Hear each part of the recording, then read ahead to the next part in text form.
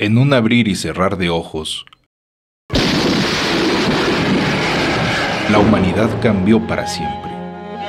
El 16 de julio de 1945, el poder del átomo se desató por primera vez.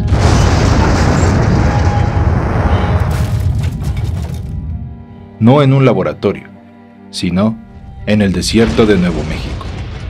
De la noche a la mañana, el mundo entró en la era atómica, una época definida por el terror de la aniquilación, pero también por una fascinación inmensa, porque la misma fuerza que podía destruir ciudades enteras también prometía un futuro brillante. La energía nuclear se presentó como una solución para todo, una fuente de poder ilimitada que iluminaría el camino a una utopía. En México, esta fiebre nuclear también se manifestó. Mientras en Estados Unidos surgía la arquitectura futurista Googie, aquí en el corazón del país, artistas como Diego Rivera y Francisco Eppens plasmaban su visión de esta nueva era en murales. El país incluso se embarcó en su propio futuro nuclear, comenzando la construcción de la planta de Laguna Verde en 1976. Pero a diferencia de otras potencias, la incursión de México en la era atómica vino con un compromiso firme.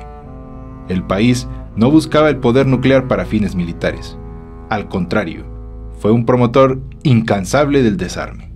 En 1967, México fue el principal impulsor del Tratado de Tlatelolco, un acuerdo histórico que prohibió las armas nucleares en toda América Latina y el Caribe, dejando en claro que su único interés en el átomo era para fines pacíficos: la ciencia, la salud y la energía. Pero detrás de todo el optimismo y las promesas se escondía un lado oscuro, un peligro silencioso que no venía de una explosión descontrolada en un reactor, sino del descuido, la ambición y la falta de información. A solo unos kilómetros de la frontera, en una ciudad al norte de México, un trágico evento estaba a punto de demostrar que el verdadero peligro no era el poder del átomo en sí mismo, sino el descuido humano. Este desastre, la catástrofe de Ciudad Juárez, nos enseñó una lección brutal sobre el manejo de materiales radioactivos. Y aunque los medios lo cubrieron por un breve tiempo, la historia se perdió. ¿Qué tiene que ver todo esto con un edificio abandonado en el centro de Pachuca? Exploraremos cómo la historia de la era atómica, con toda su esperanza y sus tragedias, se conecta directamente con el misterio de este edificio. Sus muros guardan historias de tiempos mejores, de un pasado que se desmorona con cada honda partícula de la luz. Pero bajo su imponente estructura, entre el polvo y el olvido, un rumor escalofriante ha cobrado vida propia, susurrado por aquellos que temen a lo invisible: radiación. Se dice que en este lugar, el cobalto 60, un fantasma atómico, podría haber echado raíces. ¿Una leyenda urbana forjada por el miedo a lo desconocido? ¿O una verdad oculta que amenaza con extender su sombra más allá de estas ruinas? Hoy nos adentramos en el corazón de esa oscura posibilidad. Exploraremos los hechos, desenterraremos los mitos y confrontaremos el eco radioactivo que, según algunos, persiste en las entrañas del antiguo edificio del ISSSTE. ¿Es este un lugar maldito por los testigos del átomo? ¿O la verdadera amenaza va más allá del poder atómico? Esto es Explorando el Yermo. Episodio 2. Cicatrices atómicas. El rumor más persistente, el que congela la sangre, es la presencia de cobalto 60. Pero, ¿qué es exactamente el cobalto 60? Para entender esto, hablemos un poco de química. El cobalto es un metal de transición con número atómico 27, justo después del hierro. Esto significa que cuenta con 27 protones en su núcleo. Muy popular desde la antigüedad por emular el azul ultramar, el azul más codiciado de la historia. Además de otros usos, se dice que fue el primer metal descubierto por la humanidad. Se conocen 28 isótopos de cobalto, por decirlo así, primos o variaciones del cobalto. El más abundante y estable es el cobalto 59.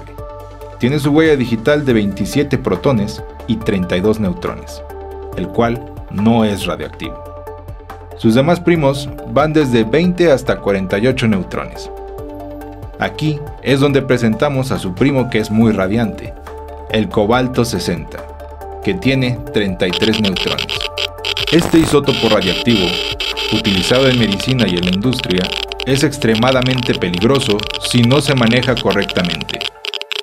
Hablaremos muy a detalle de esto en un episodio especial. Mientras tanto, México ya ha enfrentado tragedias relacionadas con este elemento. El simple hecho de mencionar su nombre evoca imágenes de contaminación y enfermedad. La pregunta es, ¿llegó el cobalto 60 al antiguo edificio del ISSSTE en Pachuca? Es posible, pues llegamos a la conclusión de que el edificio pudo haberse empezado a construir a inicios de los 80s, y posiblemente algún pedido de varilla pudo haber llegado a Hidalgo.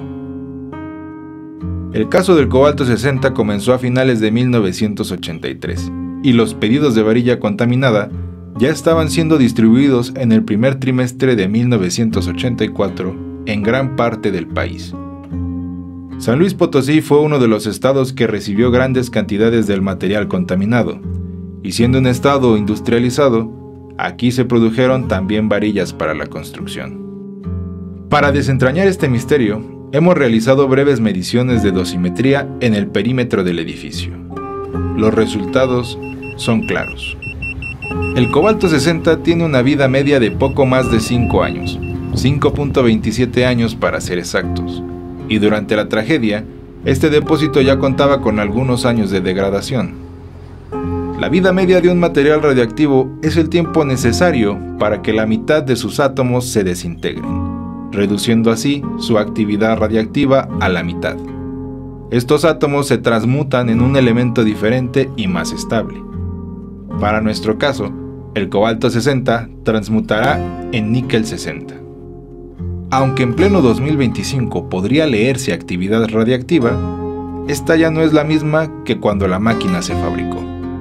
Para que un lugar siga siendo radiactivo por este isótopo después de décadas, la cantidad inicial debió ser gigantesca. Nuestros análisis confirman que el mito es precisamente eso, un mito. No hay rastro de cobalto 60 en niveles peligrosos. Este edificio no es radiactivo más allá del fondo natural, al menos en el exterior del edificio. Podría ser que alguna de las varillas utilizadas esté dentro de la estructura del edificio. De las varillas expuestas a través de los años, no tienen dos indicadores que lo prueben. No tienen los rótulos de Achisa o Duracero, y tampoco con el dosímetro se perciben lecturas mayores al promedio del fondo natural en Pachuca. Pero no se confíen, si bien la radiación es una historia infundada, el antiguo edificio del ISSSTE esconde peligros reales. Un peligro que comparte con muchas otras construcciones en zonas de la región de Pachuca y otros municipios de Hidalgo. Y sí, esto posiblemente podría ser también en tu propia casa. Un peligro que en muchas ocasiones está a simple vista. Una amenaza latente que incluso va más allá de unas ruinosas paredes.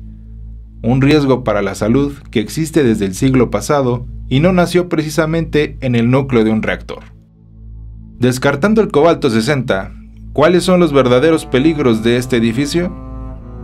A simple vista, el deterioro es evidente. Sus estructuras están comprometidas. Marcos y ventanas al borde del colapso. Techos que se desmoronan. Un desastre arquitectónico esperando a suceder. Pero la amenaza va más allá de lo físico. Este gigante abandonado se ha convertido en un punto ciego para la seguridad.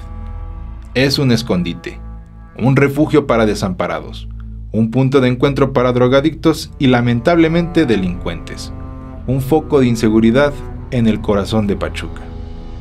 Sin embargo, el peligro más insidioso, el que pocos conocen, reside en lo que no se ve. Hemos descartado la radiación, la estructura en sí misma y los actos delictivos, pero existe una amenaza para la salud que es silenciosa y letal: el asbesto. Asbestos. ¿Qué es el asbesto? Es un mineral fibroso, ampliamente utilizado en la construcción por sus propiedades aislantes y resistentes. Pero lo que antes fue una virtud, conocida como el mineral mágico, hoy en día es una condena.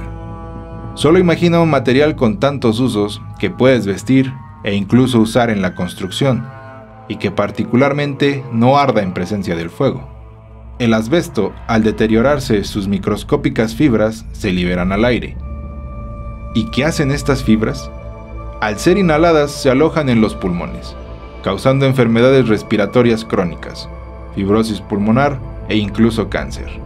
El asbesto, o también como lo conocen, amianto, fue durante décadas uno de los materiales más versátiles y recurridos en el mundo industrial y doméstico. Su historia es una de innovación y aparente progreso, que con el tiempo reveló una oscura y trágica realidad sanitaria. Este pilar de la industria del siglo XIX y gran parte del siglo XX tienen cualidades como ser un aislante térmico, resistencia al fuego, resistencia mecánica y flexibilidad, aislante eléctrico y acústico, resistente a la corrosión y, el más importante, bajo costo. Era muy demandado en las industrias de construcción, automotriz, textil y, claro, el hogar. Presente desde máscaras de gas hasta simples cigarrillos, el asbesto estaba en todas partes, incluido en el cine. Pero ¿cómo llegó a ser un agente de peligro contra la salud?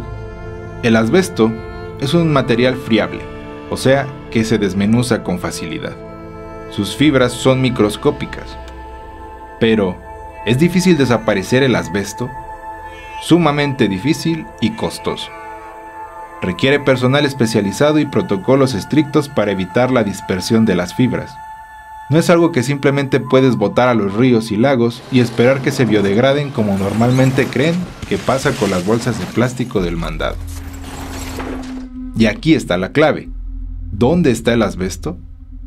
En aislamientos, en techos, en tuberías, en casi cada rincón de construcciones anteriores al siglo XXI. Aunque el nuevo siglo no es garantía de su ausencia. Hay algunos materiales que aún se siguen vendiendo.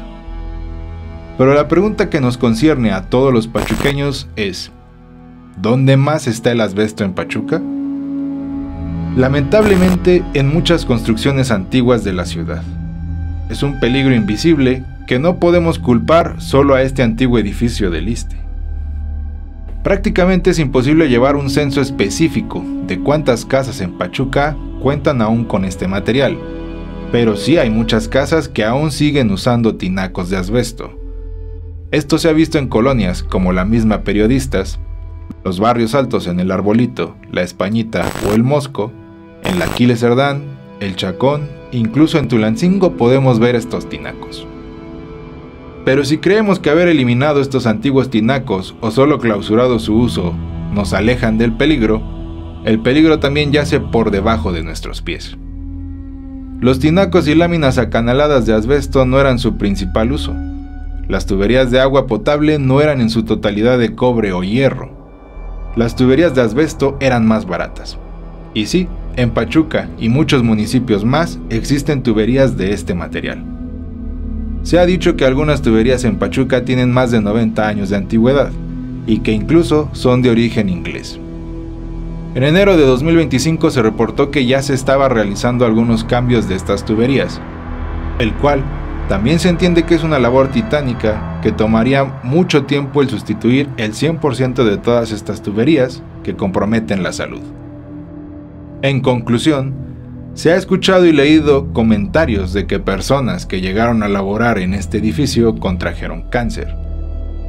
Todo esto por culpa de la radiación que existía en este lugar. No podemos descartar al 100% que pueda existir varilla contaminada en el interior, pero durante la tragedia del cobalto 60 se hizo una labor gigantesca en rastrear gran parte del material contaminado. Algunas edificaciones se clausuraron, otras fueron necesarias su demolición, y algunas otras no presentaban niveles que comprometieran la salud de la población. Pero si existieron casos referentes de cáncer en trabajadores de este edificio, es más una probabilidad que se deba al asbesto. Enfermedades como la asbestosis, mesotelioma, cáncer de pulmón, e incluso otros cánceres que comprometen el sistema gastrointestinal son causados por exposición a los asbestos. Hemos revelado los peligros y los mitos de este edificio atrapado en el tiempo. Pero la verdadera pregunta ahora es, ¿cómo es este edificio por dentro en la actualidad? ¿Podría ser que vestigios de radiación existan en su interior? ¿Qué historias cuentan sus pasillos abandonados?